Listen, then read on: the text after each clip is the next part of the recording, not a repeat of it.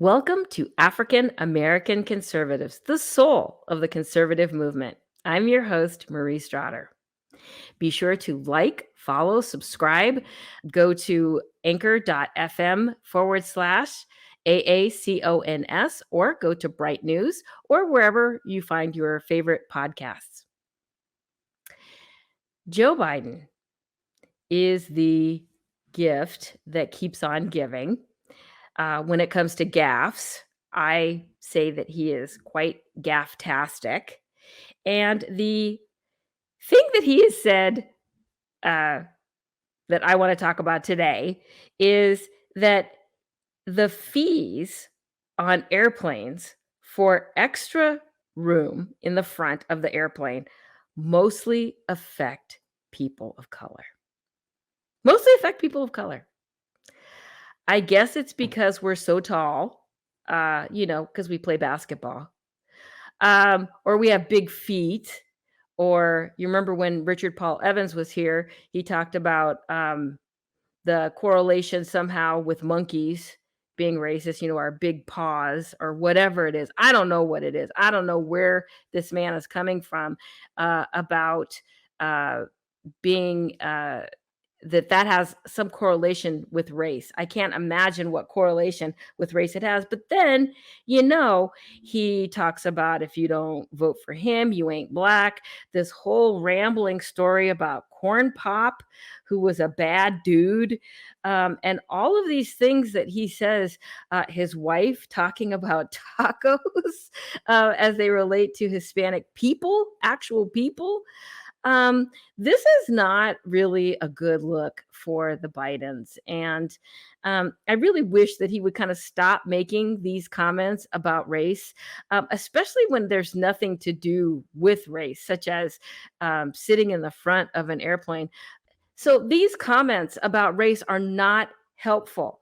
And if he would just focus, or even on his son, Hunter Biden, who, as we know, has a number of issues, and his laptop, and they're finally going to get around to, examining it, investigating it. We'll see what happens with that.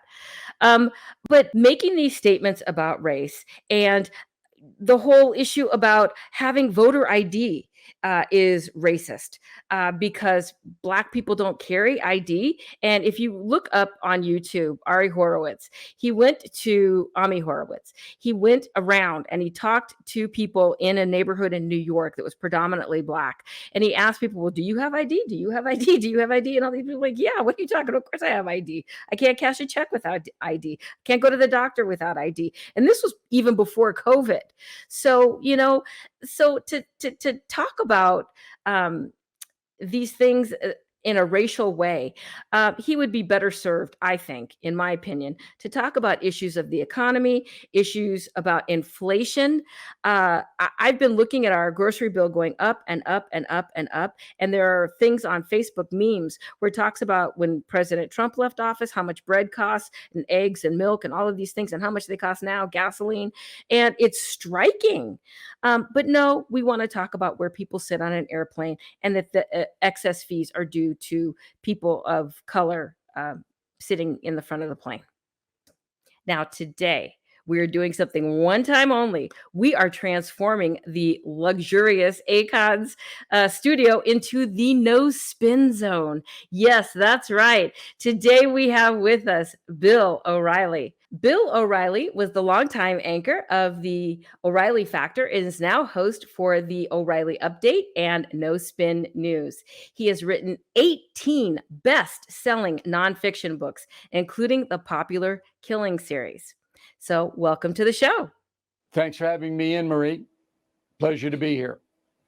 Killing the Legends is the latest in the best-selling nonfiction series of all time.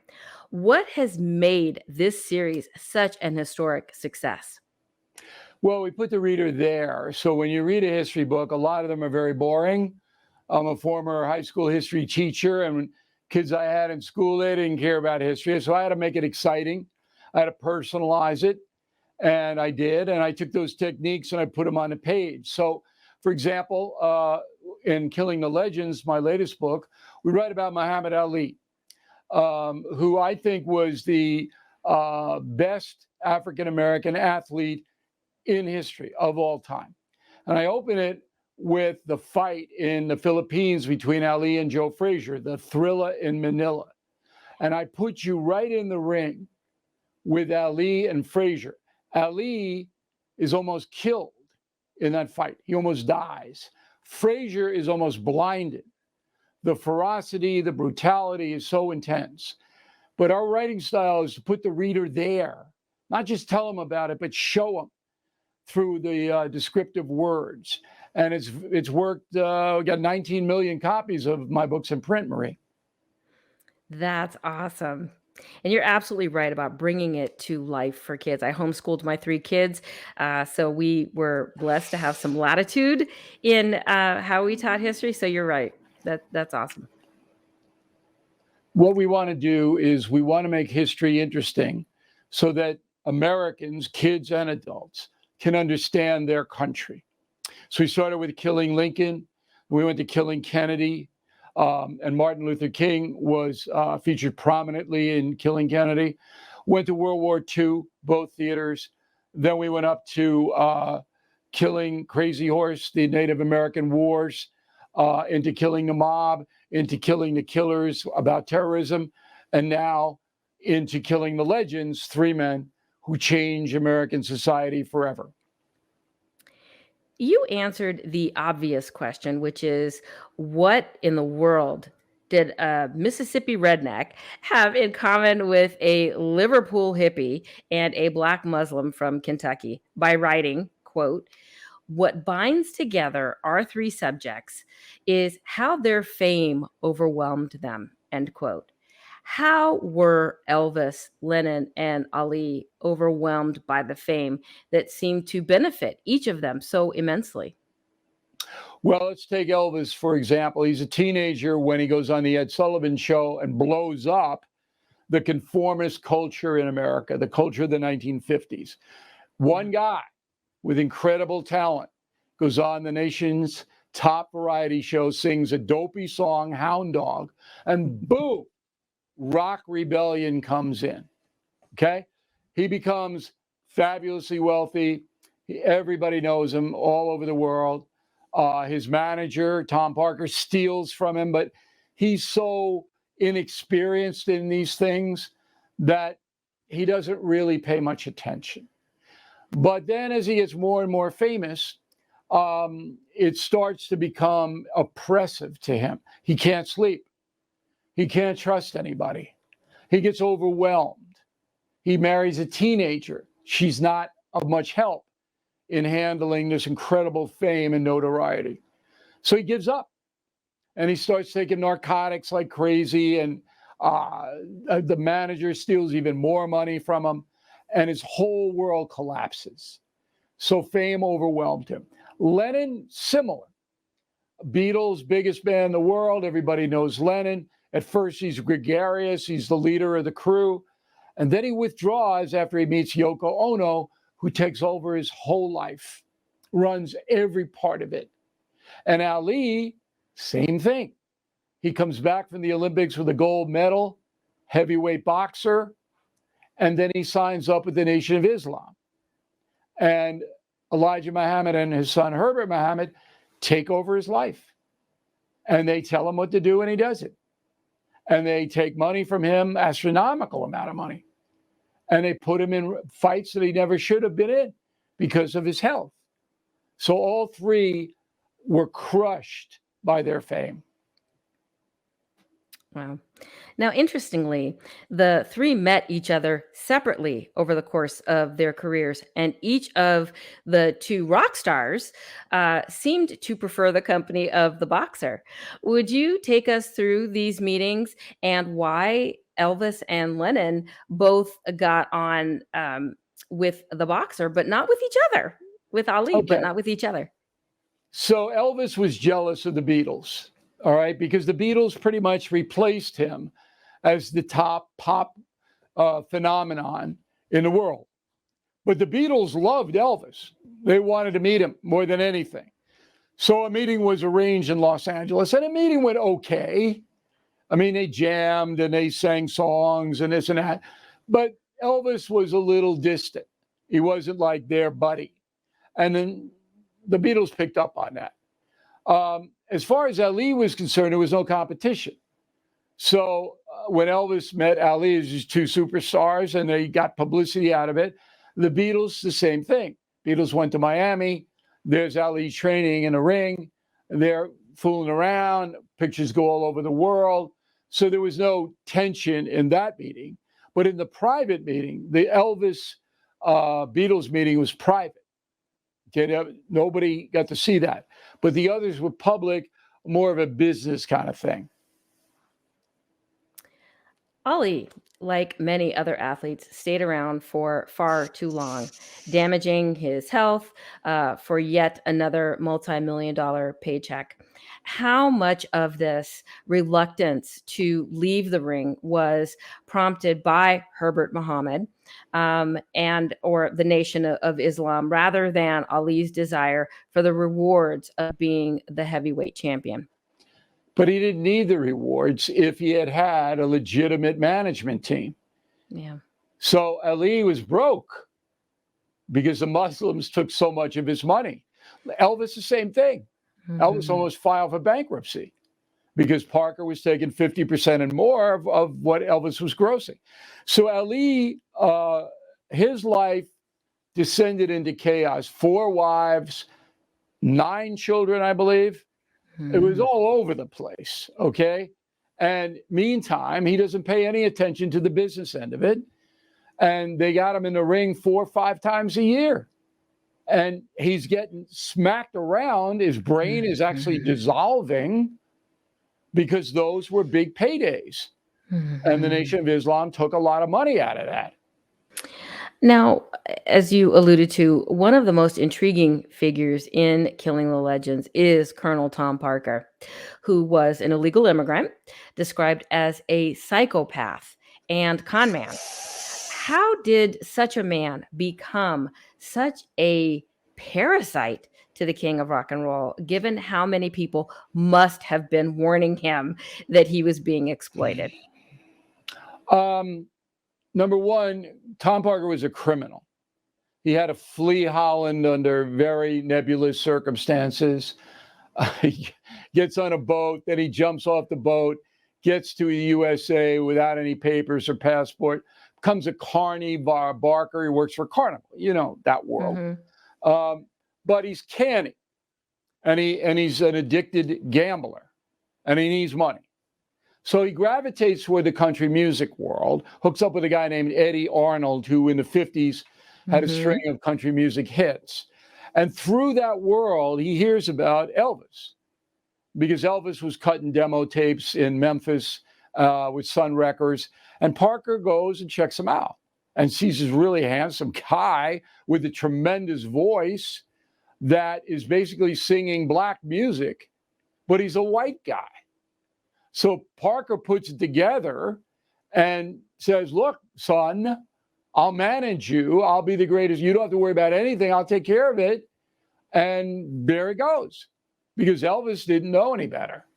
And you said there were a lot of people advising him against Parker. Not really at the beginning, because he didn't have a structure.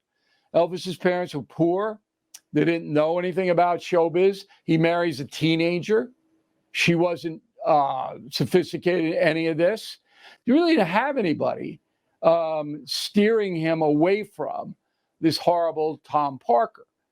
So there came a point where all 3 of them knew they were being exploited.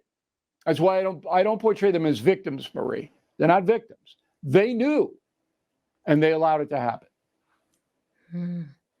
Now, perhaps you could answer the question of the ages for us.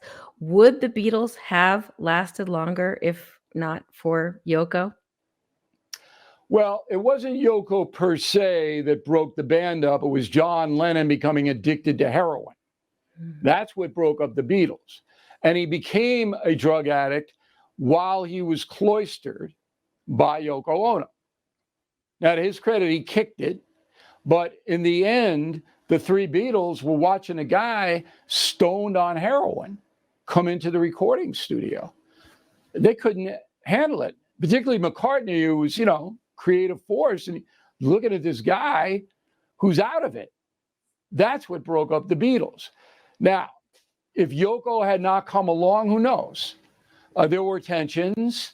Certainly, none of the four were benevolent. I think Ringo is probably the most tolerant of the three. And, their tensions are together for so long, and there's so much pressure on them to, come up with one hit after another. You can imagine what that does to people. But it was the heroin that really dissolved the Beatles in the late 1960s. It's difficult for someone to read, quote, "Fame changes those who receive it.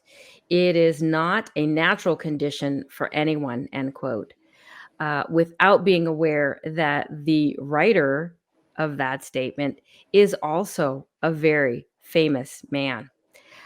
When you write about unnatural conditions of fame, how much of that is autobiographical? Well, I'm a different cat, as Dennis Miller would say. But I always wanted to be famous. But I didn't want to be famous to have a Rolls Royce or a mansion. I don't care about any material things at all. I want to be famous because people recognize that I was a good writer, a good broadcaster, a good reporter. Mm-hmm. And I worked really hard to make that happen. But I never gave the other side of it a thought. And I should have. And because I didn't prepare myself and put up guards, I got hammered. And I should have known it. It's my fault. When you're going to bloviate about politics on nationwide TV and say controversial stuff, they're going to come after you. And they're going to try to hurt you. And some people might try to kill you, as John Lennon found out. I didn't prepare. So when the wave of hatred came, I survived it, but it damaged me. And I learned the lesson. So now I'm in a position as a writer to really give you insights into that whole world because I went through it. That's powerful. Now, another celebrity who has been cut by the sharp edges of fame is Donald Trump, who has been hinting at a 2024 presidential run. Is Trump the best candidate for the GOP, in your opinion, or has the time come for someone like Ron DeSantis? Well, first of all, on the fame thing, Donald Trump's addicted to fame. And so were Lennon and Elvis and Ellie. So he has some in common with those three people. They are overwhelmed. Fame's like a drug, Marie. So every day, Donald Trump wants people to say, hey, it's Donald Trump. What a great guy. What a smart guy. What a great president. He kind of needs it. Biden's the same way. Biden wants the power and sold out every position he ever had to get it. So this fame thing is such a powerful substance. It's not real. You can't touch it, but it is real because it's there. Yeah. And it affects people, everybody that's famous, and in various ways. Now, as far as running again, Donald Trump wants to run again. I think he needs a course correction if he wants to win. He can't keep doing the grievous stuff. Can't keep relitigating the election. Can't keep fighting every fight. I've told him that, eye to eye, man to man. You got to run on your record what you did, and you got to look forward. You got to stop with the other stuff. I don't know whether he's going to do it or not. He doesn't take my advice all that often, once in a while. But he's a formidable candidate. And I never say who should or shouldn't. I let the folks, they can sort that out. I give you strengths and weaknesses on all the people who want power. To follow up on that comment about Joe Biden, you rank Joe Biden as our second worst president, behind only James Buchanan. Many might argue Jimmy Carter as the worst, but perhaps that's just modern memory. Walk us through why Buchanan ranks number one in your view. Okay, so Jimmy Carter at least tried to solve problems. He failed, but he at least tried to solve them. Biden's not even trying. Yeah. He tells you he is, but he isn't. Now, James Buchanan became president in, if I can date on the top of my head, 1856, I believe. And the nation was fracturing because the North didn't want slavery anymore. The abolitionist movement was enormous. And the South, not all the people in the South, but the landowners, the plantation people, were making millions of dollars by exploiting slave labor. It's free. And they don't want to give it up. And they control the state legislatures in Alabama and Georgia and South Carolina, whatever southern state. Yes. Those plantation owners had the money and controlled it. And they basically said, we're going to leave. Way back in like 1848, they were planning their exit. The federal government knew that. They knew that arms depots are being raided, federal arms depots, and Confederate rebels are stealing guns, defying federal officials, refusing to do X, Y, and Z. Buchanan comes in, he does nothing. Nothing. He lets it go. It was amazing. And the South sees that.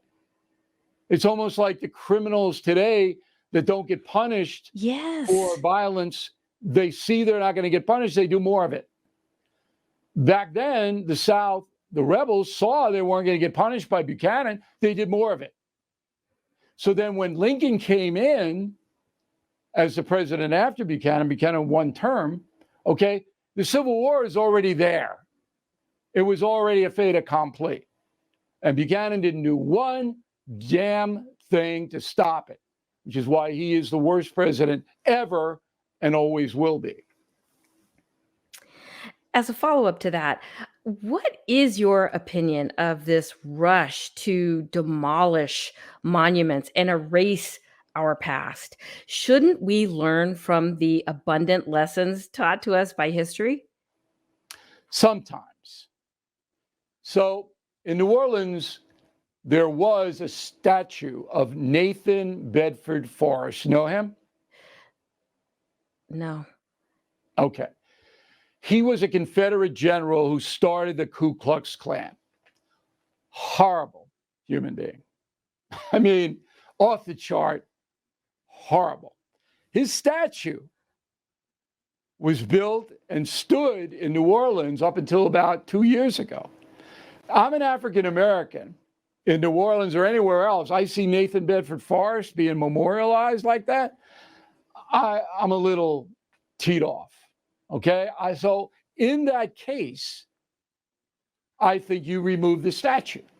But Robert E. Lee's different. So Robert E. Lee, yeah, he was wrong.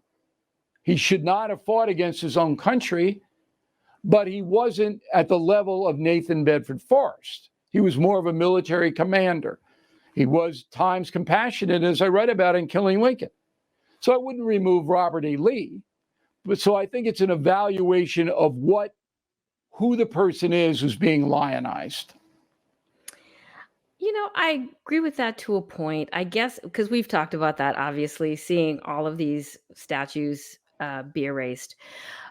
But I guess my opinion is maybe not lionized where they're in the open public square, but certainly not to erase them from history. I don't want them No, erased you from the can't do annals of history because we certainly need to learn those lessons.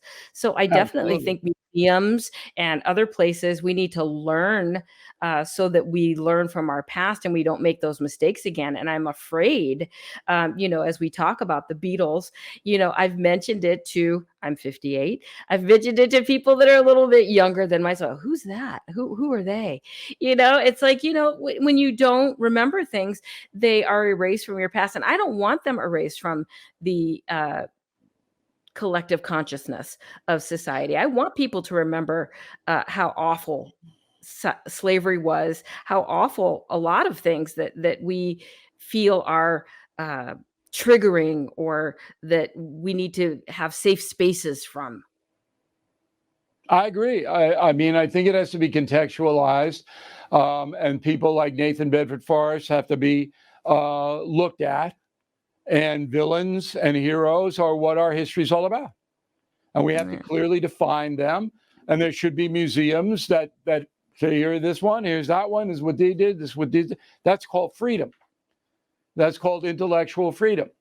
So you could learn about as many people as possible. This cancel culture garbage and Yes. this woke crew, they're fascists.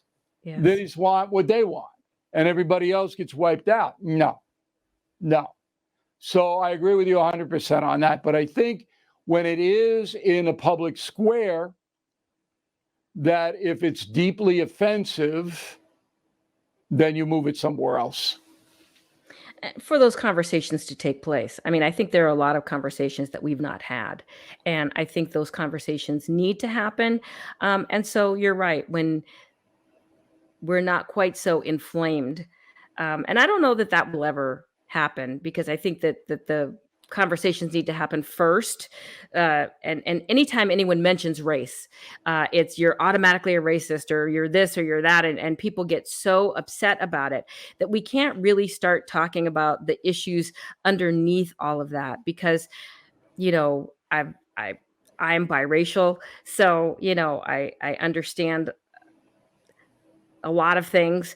And I guess what I'm saying is just that what we've noticed at African American conservatives is that when we talk about racism, can't you people get over that? Can't you people forget about that time or get over slavery? And a lot of it has to do with, people don't want to think about a difficult time where people were in chains or people were being raped or people were having their children removed from them. So we don't want to talk about those things because they're uncomfortable.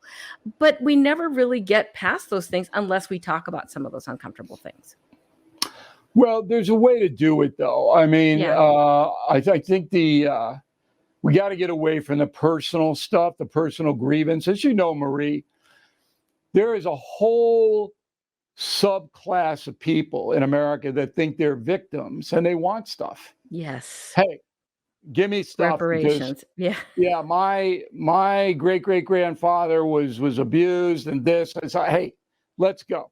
Give it to me now. I need it. I want it. I'm entitled to it. That is divisive.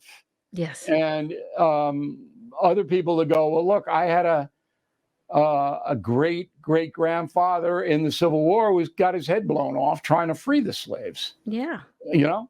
So you have to provide some context to all of this, but certainly any clear thinking person knows that African Americans have had it much harder in this country than anybody else. Native Americans might be close to that, but that's a fact. But it's not a fact today. This society has made great strides, and we are not a white supremacist nation. And this is the kind of garbage that we hear every day. That's absolutely right. And I've talked about that with respect to all of the looting and the things that go on. How is taking a 65-inch plasma TV that's not yours going to assuage, all of the years? I mean, how does that erase that? I mean, and reparations. All of the people in America today who could claim even one drop of black blood, I say that it would be like a 30-cent credit.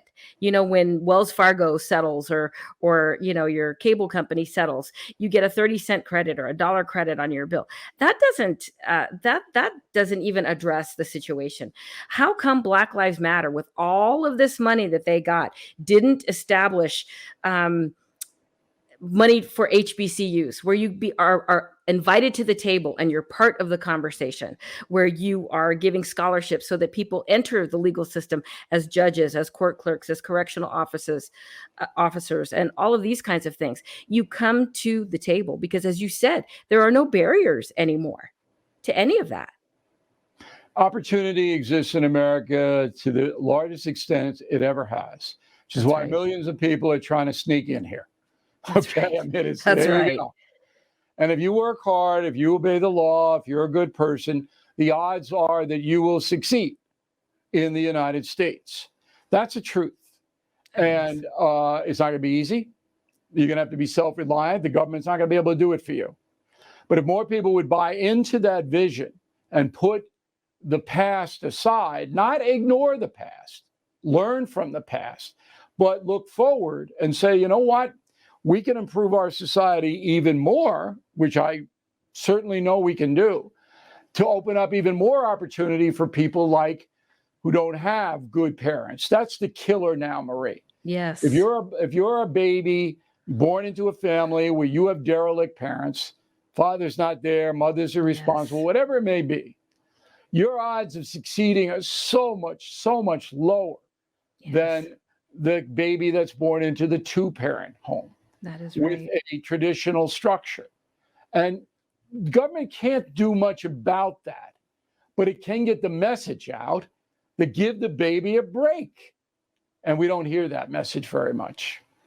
I think not only do we not hear that message, but I do think that there's an intentional attack on the family. All of this woke stuff, BLM wanted to disrupt the nuclear family. And I think all Right. of this stuff you're seeing with the Drag Queen Story Hour, all of this stuff is to normalize behavior and break down that two-parent structure. So then we can eliminate the construct of gender. We can eliminate the construct of the family, which is the building block of society. So I think you're absolutely right on that point. Well, it's classic Marxism. That's what they wanted to do, that human beings really don't matter individually, all allegiances to the state.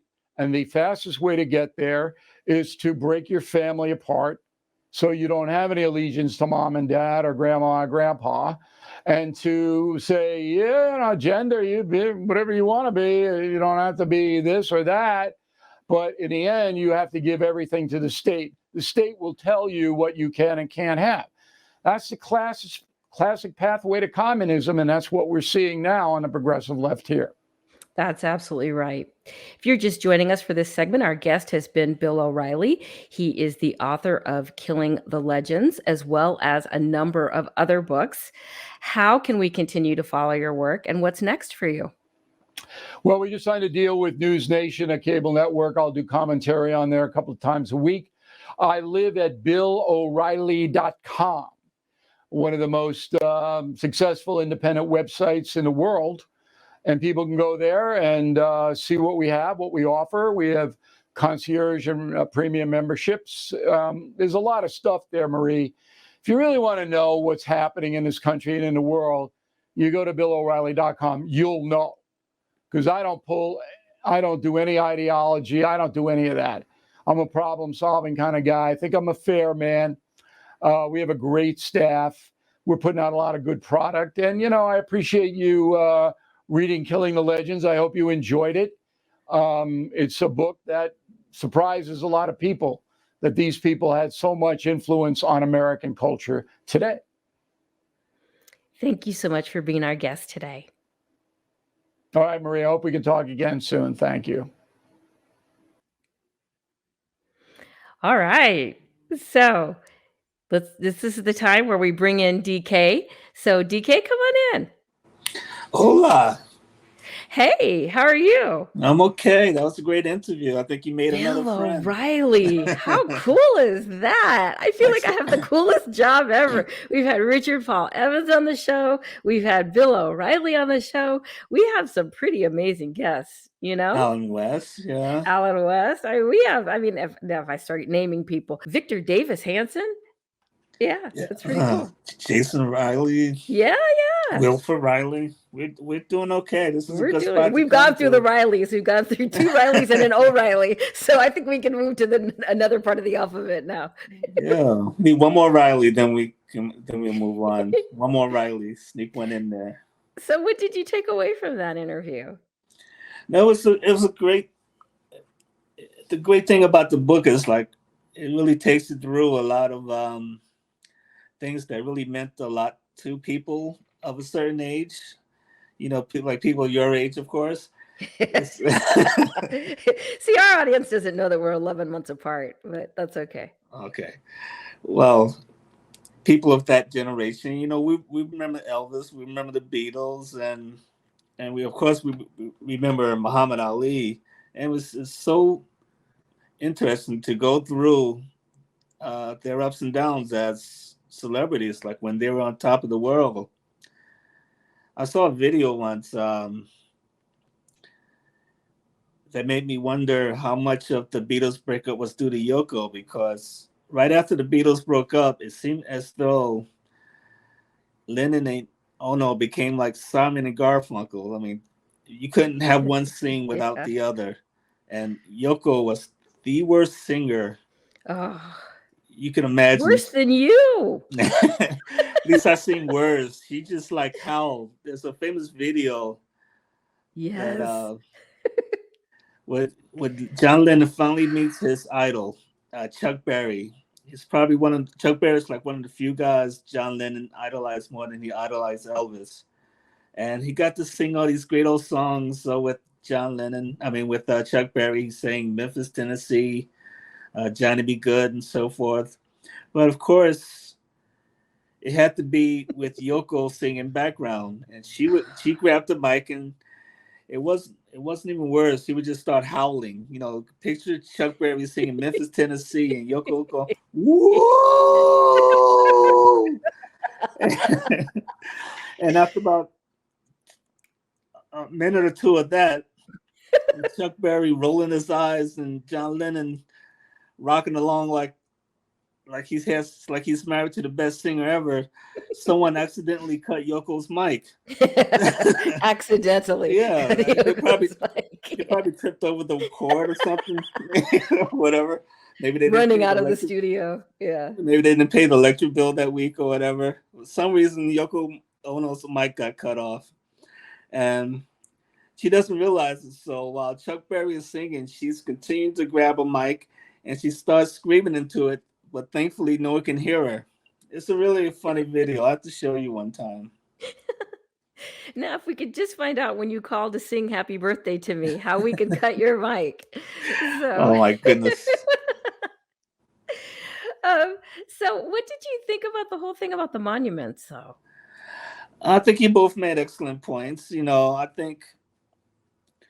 I think there are a lot of people lionized who shouldn't be lionized. He mentioned the KKK guy. You can also say there are monuments to people like Margaret Sanger here and there. Yeah, I that's know true. in New Jersey, we have Princeton University. They have a lot of tributes to Woodrow Wilson, who was probably Yeah. the most racist president of all time and maybe the most racist human being of all time. Some of the quotes I hear from him, I mean, they're stunning, that you can feel so much hate for people just because of the color of their skin. I mean, I'm not Yeah. naive about racism, but some of the things he said and obviously felt about Black people are stunning. So I get why Princeton wants to divorce itself from Wilson and why we would want to divorce ourselves from other people, but you know, it it inevitably goes too far. And Thomas Jefferson, George Washington, people like that, I they just got the story wrong. They just lashed out at white people, forgetting their contribution to this country, forgetting their greatness, and that's why you don't go by mob rule, because the mob goes on emotions. They don't go on facts. They've destroyed monuments to men who are abolitionists, for example. Men who definitely deserve to be honored, men and women. So Well, they took down the monument of the Tuskegee Airmen, or they defaced it. They took down a monument of Frederick Douglass of all wow, people. I'm like, what could Frederick Douglass have? I mean, he was an abolitionist and he's black. Explain that one to me. So yeah. there's a famous one of Lincoln standing above a recently freed slave, and the slave Oh yeah. was on his knees, but he's rising. He's just being emancipated by Lincoln, apparently. And some people took that as a white man standing over a black man, and that monument caused controversy. So I definitely see both sides of it, but it should be done in a rational way, not with vandals and so forth. Speaking of vandals, next time you're in art museum. I know you go all the time. I'm sure they have like one in Texas somewhere. Never No trust tomato anybody. soup. Yeah, Yeah, leave my don't. tomato soup at home. Yeah, if you're in a museum, you see somebody with a can of tomato soup, alert, Open can of tomato open soup, or can else of you have a tomato can soup. opener with you. I don't. Alert authorities right away. Yeah, that was insane. And see, that's the thing. I mean, again, not to characterize it, but generally it's people who are white, who are leftists, who are middle class. Can you imagine if I mean, how many things do you think get tagged in Chicago by black kids or in LA by Hispanic kids? Buildings that get tagged. And do you think that they go to jail for some of those things?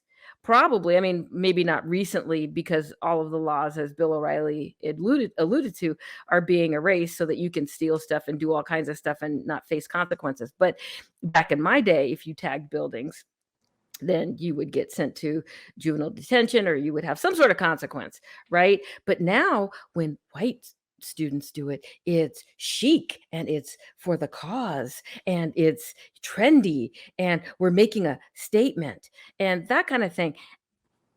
Really? Okay. Yeah, now it's art. Now it's art. There's one graffiti artist. I forget his name. I think he works mostly out of England. His work. Banksy. That's it. No, I he's didn't know who the slavery guy was. I didn't know who Frederick Bedford Forrest was. I'm sorry, because I don't keep up with the KKK, but my I know who goodness. Banksy is. Yeah. Yeah. Well, anyway, he's a millionaire now, isn't he? Yeah. He's Yeah. no one knows who he is, but somebody's giving him some pretty large checks for his artwork. Somebody So knows who he is. Yeah. yeah, somebody's signing those checks. Mhm. And now it's art. Who would have thunk it back in the 70s? Got anything else for us? No, it was a great show. I think you did a great job. Well, thank you, sir. I think, as always, you do a great job. So that's it for Marie. This is DK. And this is African American Conservatives, the soul of the conservative movement. Be sure to like, follow, subscribe. Go to brightnews.com. Go to the YouTube channel for Bright News. You can see all of our podcasts there in full. You can also go to anchor.fm/AACONS. Until next time, this is African American Conservatives, the soul of the conservative movement.